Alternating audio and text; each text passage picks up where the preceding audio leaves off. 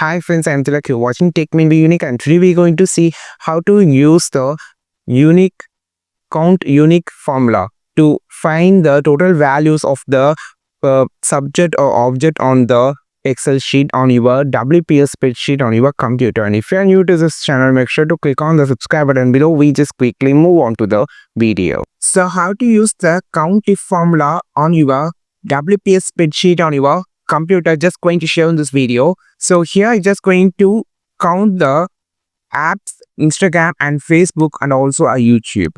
So about this, how many times the words has been repeating in the row, I just need to find it by using the countifs formula.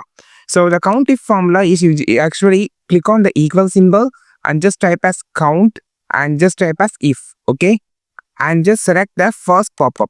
Then you just need to select the range. So click on here and just drag to the bottom where you just need to find the counting and click on enter.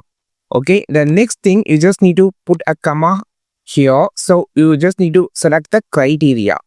So the criteria is actually this and click on the enter. So the count, if you can see there is total of 5 times the apps word has been repeated in the selected row.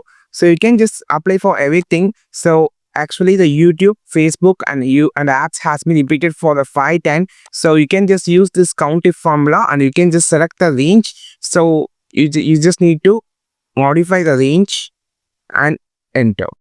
So do this for everything and you can just easily use this countifs formula and you can find the total count of the word repeated in the row. I think this video helped you a lot. Like this video, share this video, subscribe this channel. We will meet our next video with the super valuable content. This is Tilak signing off from Tech May Be Unique. Have a wonderful day.